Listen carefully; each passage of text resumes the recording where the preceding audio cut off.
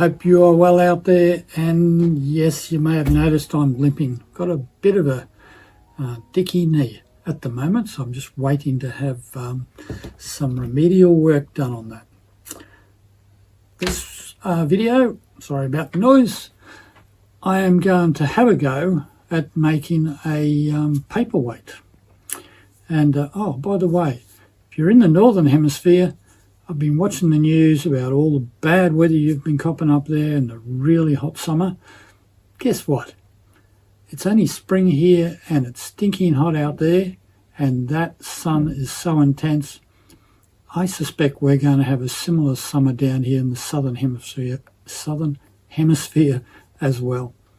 And if you're in the Southern Hemisphere, and in Queensland especially, so if you know, Queensland in Australia is one of the worst places for sun cancer.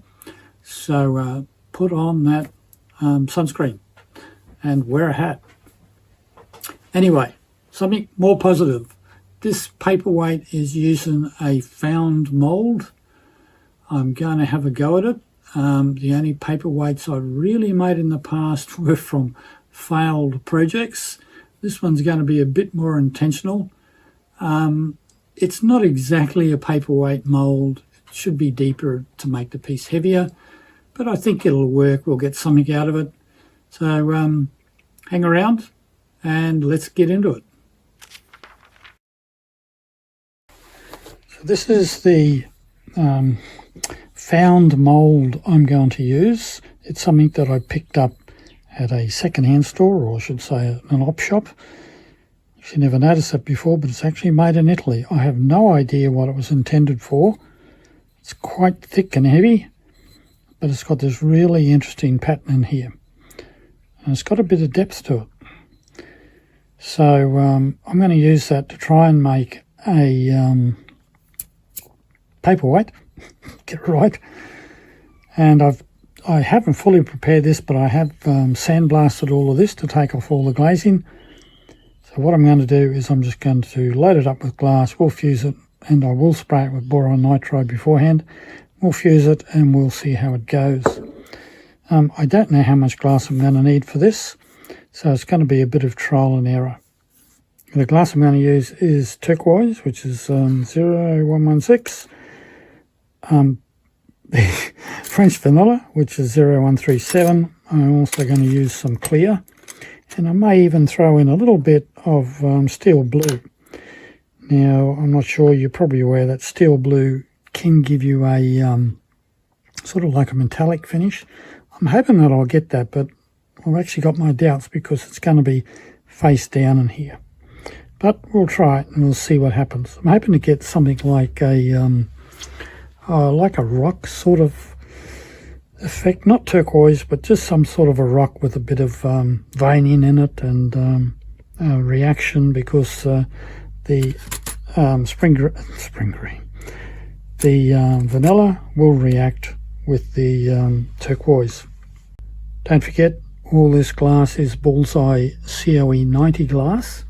So the firing schedule I give you, make sure you adjust it for your COE, whatever you're using, and your kiln.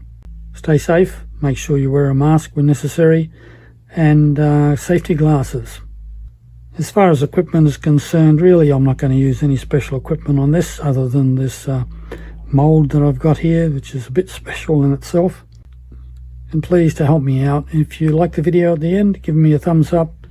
Don't forget to share it around to whoever you think may be interested. Subscribe, and down the bottom you'll find a thanks button where you can help support the channel. And thank you to everybody that has supported the channel through that thanks button. I really appreciate it, and it helps me keep things going. So let's get into this, and I'm going to cut up a whole bunch of little pieces of glass, and then we'll load up this. Oh, I've got to prepare the mould first. I've got to spray it with boron nitride, and then we'll load it up and get it in the kiln.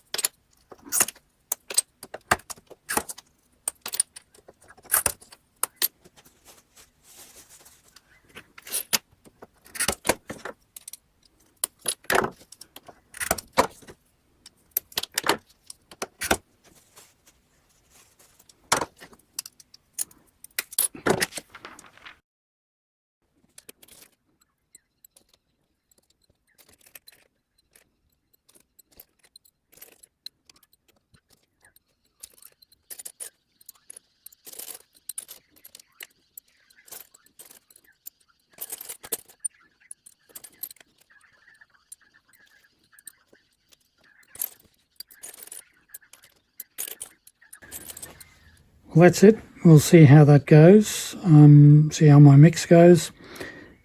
I'm not too sure about the quantity. I think that's actually under, so hopefully that's good and not over. But I doubt very much it's over anyway. I will put a bit of thin fire paper on the shelf underneath it, just in case something happens. And also just in case that mould cracks, because I haven't used it before.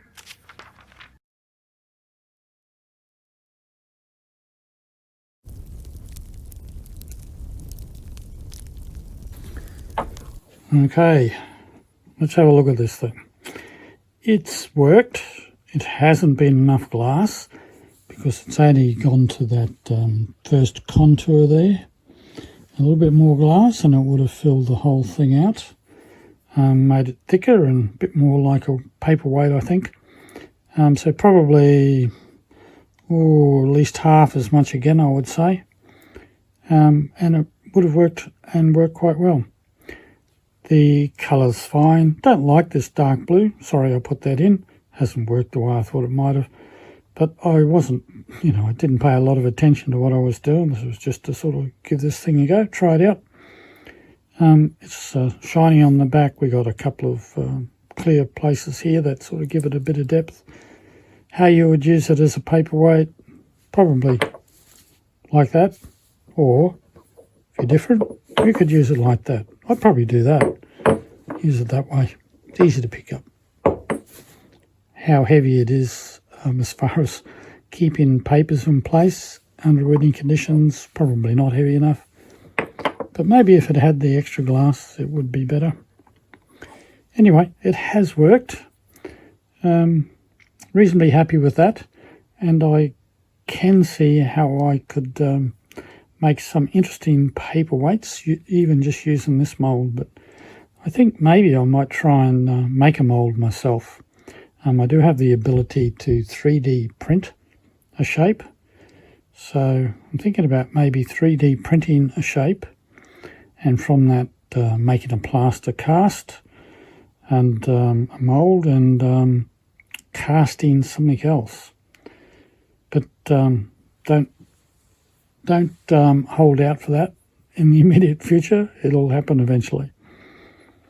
So that's about all I can say about that. If you know what this thing is, please tell me in the comments, because I have no idea what that would have been used for as a mould. Well, not as a mould, as a plate, because it's just an odd shape, isn't it?